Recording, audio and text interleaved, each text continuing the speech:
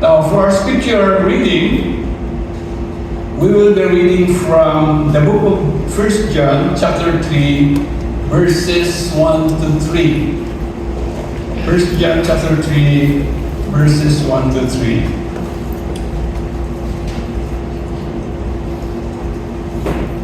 See how great a love the Father has bestowed on us, that we will be called children of God.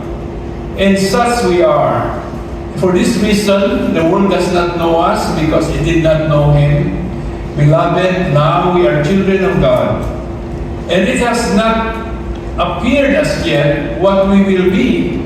We know that when He appears, we will be like Him, because we will see Him just as He is. And everyone who has this hope fixed on Him purifies himself just as He is pure. May the Lord bless the reading of this passage.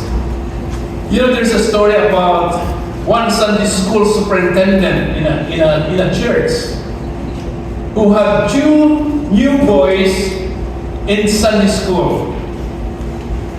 Now, to register them, she had to ask their ages and birthdays. And the older of the two said, "We are both 7 years old. My birthday is April 8, 1976. And my brother is April 20, 1976. "But that's impossible," answered the Sunday school superintendent. "No, it's not," answered the quieter brother. "One of us was adopted." "Which one?" asked the superintendent before he could curb her tongue. And the boys looked at each other and smiled. And the older one said to the superintendent, "Well, we asked our dad, but he just said he loved us both. And he could not remember anymore which one was adopted." In Romans chapter 8, verse 17, the Apostle Paul wrote, "Now if we are children, then we are heirs of God, and co-heirs with Christ." Now the Apostle Paul comparison is to adoption. Because at the moment that we believe and receive Jesus Christ as our personal Lord and Savior, we become adopted sons and daughters of God. John 1:12 is very clear, "But as many as receive Him, to them He gave the right to become children of God, even to those who believes in His name." As fully adopted and accepted children of God, we share the same inheritance as the only begotten Son of God, the Lord Jesus Christ. So this morning, our message is about the children of God. In our text that we just read a while ago in 1 John chapter 3, verses 1 to 3, the Apostle John tells us about our present and our future state as God's children.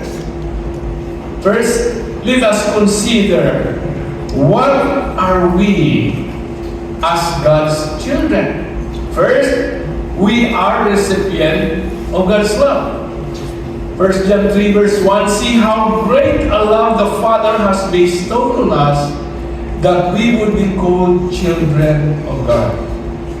It is through the love of God, by the way, that we become His children. You know, there's a story of a wealthy man who died, but apparently without leaving a will. And consequently, according to the law of the land, the estate was to be divided among several surviving cousins who were the next of kin. Also, as prescribed in the law, the deceased household goods and other items of personal property were to be converted into cash in a public auction. And during the sale, the auctioneer held up a framed photograph, but no one bid on it, including the cousins. Later, a woman approached the auctioneer and asked him if he might purchase the picture for $1, which was all she had. She said it was a photograph of the deceased man's only son. And she went on to relate that she had been a servant of the household when the boy lost his life trying to rescue a drowning person, and that she had loved him very much. And the auctioneer accepted $1, and the woman went home and placed the photograph on a table beside her bed. It was then that she noticed a badge at the back of the frame. She undid the backing, and there, to her amazement, was the rich man's written will.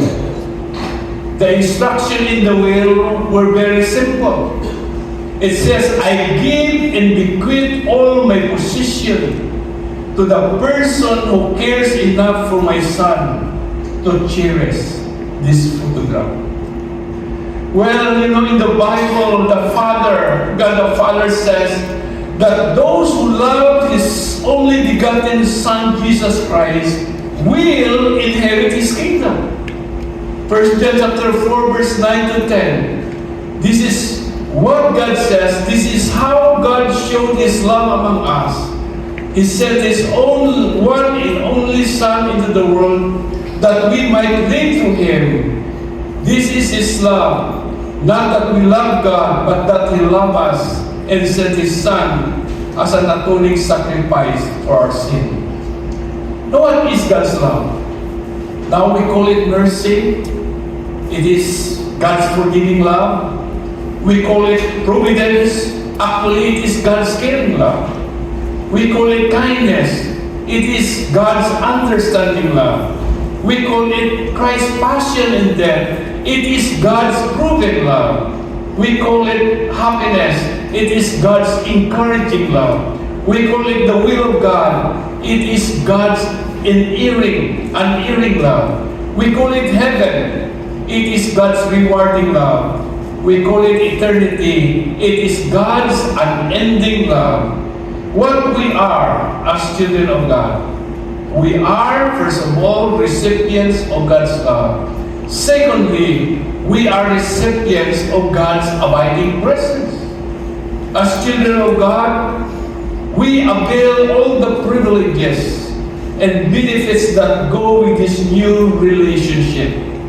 Now we have the right to call God our Heavenly Father. And as our Heavenly Father, He promised in Hebrews 13 verse 5, never will I leave you, never will I forsake you. I believe that one of the believer's greatest treasures is the abiding presence of the Lord. The Lord give us an assurance that wherever we are, and whatever circumstances we are in, He will be always present in our side. The promise of God's presence give us comfort and courage as we face trials and problems in our lives. One of my favorite verses is Romans chapter 8, verse 28. It says, and we know that in all things God works together for good for those who love Him, who have been called according to His purpose. Vance Havner says, God uses broken things. It takes broken soil to produce a crop, broken clouds to give rain, broken grain to give bread, broken bread to give strength. It is the broken alabaster box that gives forth perfume. It is Peter broken, weeping bitterly, who returns to greater power than ever. You know, last Friday, when seniors went with the Lord, Sister Silly Billy's mother, a friend of mine, the viewing, by the way, is next Sunday, June 8, 3 to 7 p.m. Those who know him, know her. Monday, June 9, 8 to 10 p.m. In the Boreal is on Tuesday, June 10, 11 a.m. If you are interested, just talk to Sister Vivian. She will provide you with address. But you know, what a comfort that a dying or sick brethren receive than the presence of the Lord. Knowing that at the moment that their life in this world is over, they will be living in heaven with God, their Heavenly Father, for eternity. For a child of God, death is a victory, the beginning of a better life in heaven. Oh, how I love John 14, verses 1 to 3. Jesus said, "Let not your heart be troubled, neither let it be afraid. In my Father's house are many mansions. If it were not so, I would have told you, I go and prepare a place for you. And if I go and prepare a place for you, I will come again and take you to myself, that where I am, you will be also." What a comfort, what a joy, what a peace that every true child of God enjoy, knowing that the promise of God never fails. Jesus said, "Heaven and earth will pass away, but my word will never pass away." What God had promised, it will surely be fulfilled. The safety, by the way, that we enjoy in this life do not come through our intellectual skill in analyzing every situation, but in the assurance that we have God's abiding presence no matter how dark the circumstances that we encounter in life. Praise God for His divine protection to His children. It shows us that we are indestructible when we have not finished the work that God entrusted to us. You know, so many uncertainties of life that we are facing nowadays. If you are following up the news worldwide, you will be afraid, you will be discouraged. As God's children, only the presence of God gives us comfort amidst all the uncertainties of life. As children of God, remember this: we are under God's protections. We have the assurance that nothing can happen to us without His knowledge and His approval. The psalmist said in Psalm 73, verse 23, "Yet I am always with you, you hold me by my right hand." So what we are today as God's children, we are recipients of God's love, we are recipients of His abiding presence, and thirdly, we are recipients of God's bountiful provision. Matthew chapter 6, verse 33. "Seek ye first the kingdom of God and His righteousness, and all these things will be added to you." When we give God a priority in our life, He promised to take care of our needs as well. Are you worried about your health right now? Many of our brethren have health problems.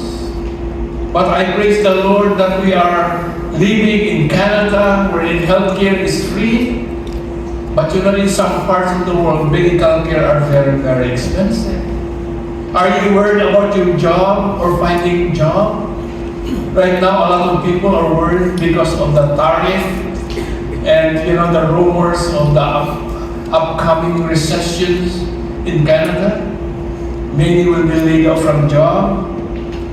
Remember this: as a child of God, God had promised to supply your needs. The Bible tells us not to worry, but we need to place our complete trust in God, our Heavenly Father.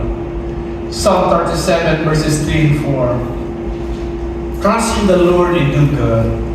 Dwell in the land and enjoy safe pasture. Take delight in the Lord, and He will give you the delight, the desires of your heart. So what we are today as God's children, we are recipients of God's love, we are recipients of His abiding presence, and His bountiful provision. Secondly, what shall we be as God's children? First, we shall be like Jesus. Look at 1 John chapter 3 verse 2. We know that when He appears, we will be like Him because we will see Him just as He is. Philippians 3 verses 20 to 21. But our citizenship is in heaven, and we eagerly await a Savior from there, the Lord Jesus Christ, who by the power that enables Him to bring everything under His control will transform our lowly bodies so that they will be like His glorious body. According to this passage, our earthly bodies will undergo someday a wonderful transformation to be like the body of our Lord and Savior Jesus Christ after His resurrection. Though we cannot fully know what we will be like, it must really something beautiful for sure. Because the Bible teaches that as children of God, we will have a glorified body like that of our Lord Jesus Christ someday. Now, what is this glorified body looks like? Remember when Jesus appeared to His disciple, His apostle, after His resurrection? He has a glorified body. The glorified body of Jesus after His resurrection is made up of flesh and bones and blood. Luke chapter 24 verses 38 to 39. He said to them, "Why are you troubled, and why do you doubt? Why doubt rise in your mind? Look at my hands and feet. It is I myself. Touch me and see. A ghost does not have flesh and bones, as you see I have." So Jesus' glorified body after His resurrection is indestructible. It can pass through walls. Remember, they are in a closed door when Jesus just get in. It could travel great distances. It could fly as in His ascension in Luke chapter 24 verse 51. It could disappear as recorded in Luke chapter 24 verse 31. This glorified body no longer subject to death. It is not subject to diseases or pain. And what a wonderful thought that as God's children, we too would have this glorified body in the future. A body free from all physical, emotional, and spiritual affections. So we could say bye-bye cancer if we are suffering from cancer, or arthritis, or asthma, or heart disease, or diabetes, etc. I know, our prayer meeting lists are full of people, and one person has just a lot of physical sickness. So what we shall be as God's children, we shall be like Jesus. And secondly, we shall live in heaven with God. Now the question is, what is heaven? Well, heaven is a home, is the home of the Lord God. Heaven is a happy place. Heaven is a place without death, tears, sorrow, crying, or pain. Heaven is a place without night or darkness. Heaven is a place without hunger, thirst, extreme heat, as described in Revelation chapter 7, verse 16. Heaven is a place of perfect satisfaction, a pure river of water of life, a tree with 12 kinds of fruit, a picture of perfectly leisurely comfort. Heaven is a place of perfect communion, and they shall see His face. Perfect communion with God. That's wonderful. Have you entertained in your mind the thought of how Jesus looks like? Did it come to your mind how Jesus really looked like? By the way, the Jesus picture that you see, it is not the real image of our Lord Jesus Christ. Remember, Jesus is a Jew. The picture that we see that represents Jesus actually is just a work of an artist. And that picture is like an European, picture. Oh, I hope that we are all looking forward to that glorious moment when we will see and behold the face of our Lord and Savior Jesus Christ. Is there anything in the Bible that you cannot understand and no one could give you an adequate answer? Are you like the prophet Job, who was facing great trials and was wondering why God allowed it in your life? Ask Jesus when you see Him face to face in heaven someday. And I'm sure that you will be completely satisfied with His answer. What we shall be as God's children? What is our future? Well, we will have a glorified body like Jesus Christ. We will live in heaven with God. We will live in mansions prepared for us by our Lord Jesus Christ. That is our future as God's children. God promised it, and He will surely fulfill it. However, may I remind you that the recipient of these promises are only for God's children. Those who receive the gift of eternal life through faith in Jesus Christ. And those who died trusting in Jesus Christ as their Savior will be there. 1 Thessalonians 4 verse 14, even so them also which sleep in Jesus will God bring with Him. Lastly, what we should be as God's children. First, we ought to be motivated by our hope.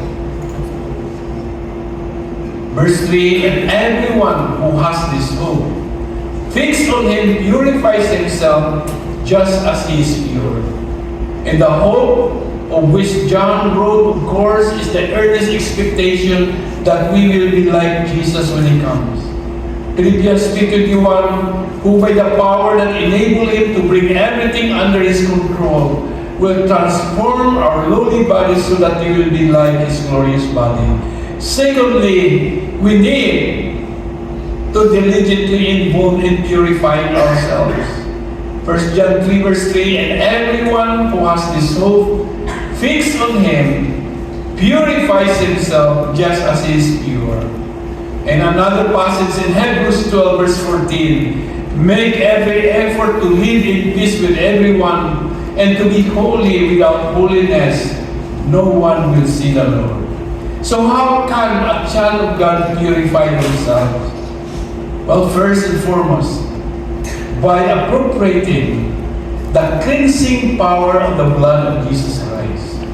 1 John 1:9, if we confess our sin, God is faithful and just to forgive our sins and to cleanse us from all unrighteousness. As God's children, we ought to be example for others. There's no way you can avoid being an example to others. You will either be a good example or a bad example. As God's children, we ought to commit ourselves to the Word of God. Commit ourselves to the study and teaching of God's Word. This will assure that you have an open line of wisdom. So study the Bible daily, share what you learn to others. As God's children, we ought to cultivate our talents. 1 Timothy 4 verse 14, do not neglect your gift. which was given you through prophecy, when the body of elders laid their hands on you. The degree to which you reap will be based upon the ability with which you sow. If you want to reap a large harvest of good in this life, develop your God-given gifts. Use your gifts to serve God and to praise His lovely name. Remember, God deserves our worship and service. Remember, we are saved to serve God. That is our duty. That is our calling as God's children. Remember the parables of the talents. We will give an account to God someday. What we have done to the gifts or abilities that God entrusted to us. What gifts that God has given you? What hinders you from using it in the advancement of God's kingdom? Is it your work? Is it your family? As a child of God, Jesus must be the Lord of our life. He must be the Lord of all or not at all. As God's children, we ought to apply diligence to our effort. 1 Timothy 4, verses 15 to 16. It says, "Be diligent in these matters. Give yourself wholly to them, so that everyone may see your progress. Watch your life and doctrine closely. Persevere in them, because if you do, you will save both yourself and your hearers." Now in closing, as God's children, we are the sons and daughters of the King of the universe. Therefore, we are members of the royal family, and we should act like one. We are the citizens of the kingdom of heaven, and we need to give our absolute loyalty to our true King, Jesus Christ. As God's children, God is our Father. Therefore, we need to treat each other as brother and sister. We belong to the household of God. We need to show a genuine concern for one another, care for each other in love for one another. What we are as God's children, we are recipient of God's love, His presence, and His abundant provision. What we shall be as God's children will be like Jesus, and we will live in heaven for eternity. What we should be as God's children, we should be motivated by our hope, diligently purifying ourselves. We should be a good example to others, committing ourselves in the study of the Bible. We should cultivate our gift. Now, may I ask you this personal question? Are you sure that you are a child of God? Are you 100% sure that you are a child of God? Remember, at the moment that we believe and receive Jesus Christ as our personal Lord and Savior, we become adopted sons and daughters of God according to John chapter 1 verse 12. The Bible teaches that you can know whether you are a child of God or not, whether you are saved or not. The Bible says that salvation is a gift from God. Ephesians chapter 2 verse 8 and 9, "For it is by grace that you have been saved through faith. And this is not from yourself. It is a gift of God, not by work, so that no one can boast." And you can know that you are saved.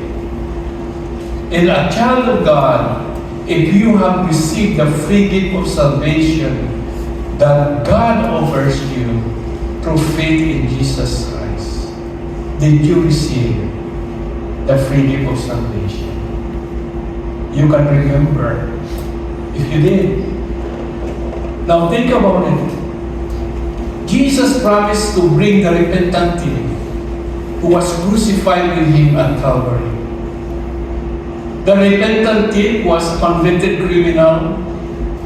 He therefore did not earn eternal life by his good works, but he received eternal life as a gift few hours before he died, and he is now in heaven. Indeed, God is good, for He made salvation so easy that everyone can enter heaven. And God wanted everyone in this sanctuary to be His children, by receiving the free gift of salvation in the same way that the repentant thief at Calvary had received eternal life few hours before his death. If you are not 100% sure that you are a child of God, you can be sure by receiving the gift of eternal life right now. You can pray this prayer of acceptance and faith after me. May I request everyone to please close your eyes. Give opportunity for those who are not sure of their salvation. For those who are not sure that they are a child of God. You are not 100% sure. You can pray this prayer of faith. Make it your prayer.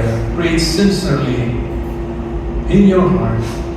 You can say, Dear God, thank you that eternal life is a free gift. I know that I have sinned and I cannot earn eternal life. By faith, I invite Jesus Christ in my life as my personal Lord and Savior. Come into my life, Lord Jesus, and make me a person you wanted me to be. In Jesus' name, Amen. Those who pray this prayer sincerely receive the promise of God that He come into your life and you receive the gift of eternal life.